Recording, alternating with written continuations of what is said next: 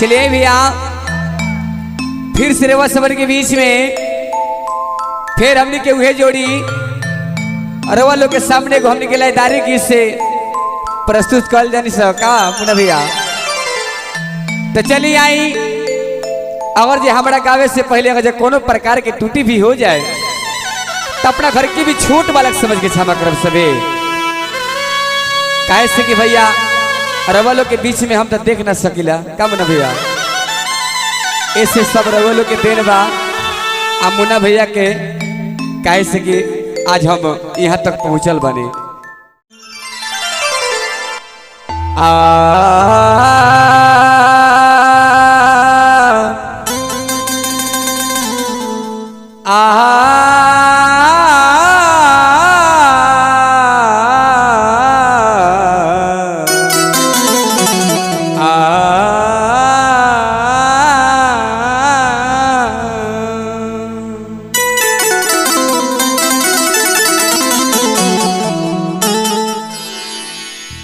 केहू पास बुलावेला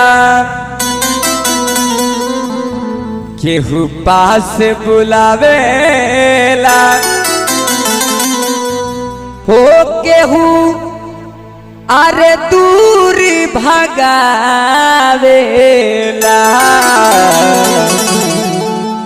केहू पास बुलावेला केहू अरे दूरी भगावेला।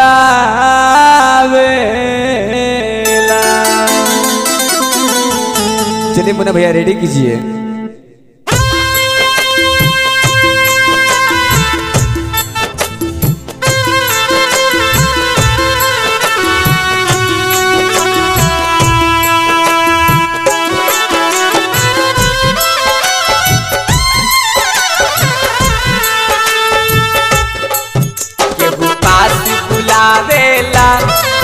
केहू पास बुलावेला केहू दूरी भगावेला केहू पास बुलावेला केहू दूरी भगावेला केहू पास बुलावेला केहू दूरी भगावेला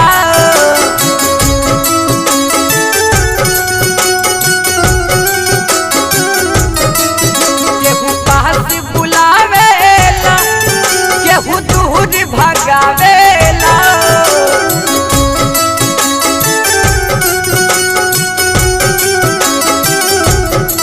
केहू दूरी भगावेला केहू पास बुलावेला केहू पास बुलावेला केहू दूरी भगावेला केहू पास बुलावेला केहू दूरी भगावेला।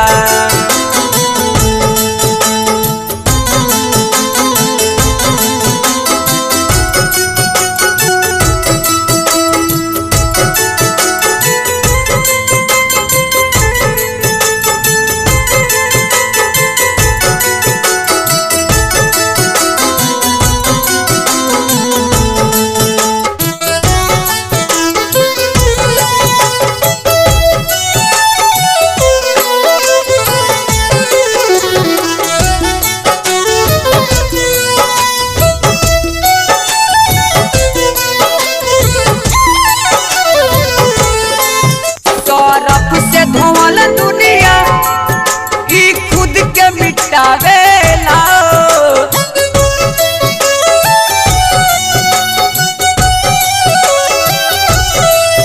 सरफ से धोवल दुनिया ई खुद के मिटावेला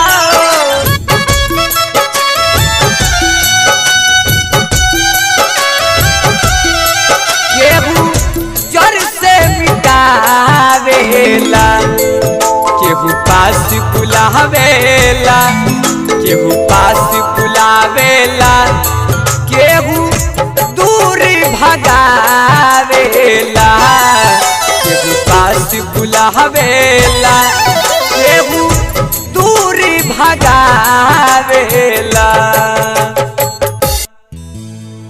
और ये जो कार्यक्रम आप सब देख रहे हैं, आप लोग समझते होंगे कि भाई पहले से लोग रिकॉर्ड कर लिया है और अलग से लिपसिंग कर रहे हैं लोग, है ना। तो आप सब ऐसा नहीं समझिए, बिल्कुल हम लोग दोनों भाई लाइव गा रहे हैं। और ये जो ढोलक तबला की आवाज़ आ रहा है ना, तो हम बिल्कुल ऑर्गन से ही बजा रहे हैं। ऐसा नहीं कि इधर उधर ढोलक छुपा के रखे हैं ना। तो कुछ भाई लोग को डाउट होगा कि ऐसे लोग करते हैं, है ना। तो हम लोग बिल्कुल दिखाना चाहेंगे आपको।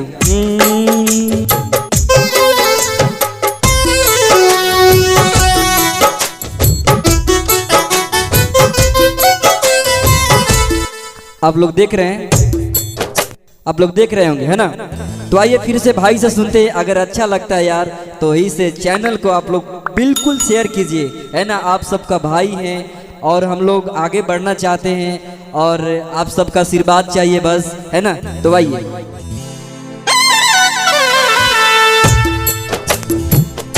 मुन्ना भैया थोड़ा सा अपना सानाई को कमाल दिखाइए।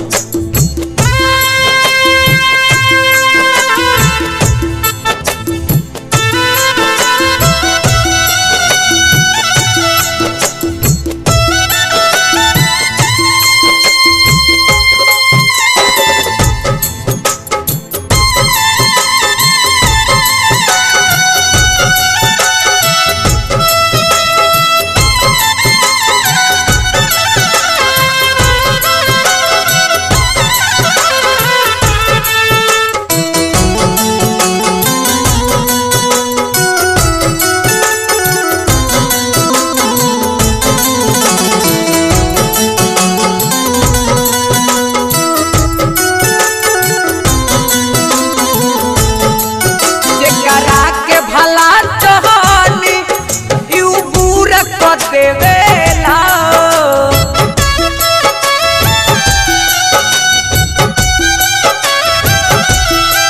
जेकरा के भला चाहनी ऊ पूरा को देवेला।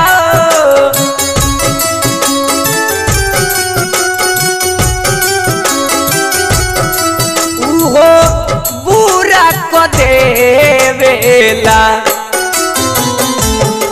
मुन्ना भैया थोड़ा सा इसमें तो आ जाइए कि माई बाप जियत जिंदगी, माई बाप जियत जिंदगी अमुना दीपक गवावेला। माई बाप जियत जिंदगी सुरेंद्र दीपक गवावेला।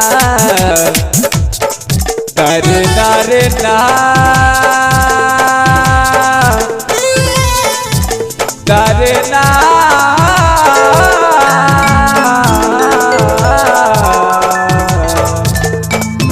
तारे नारे ना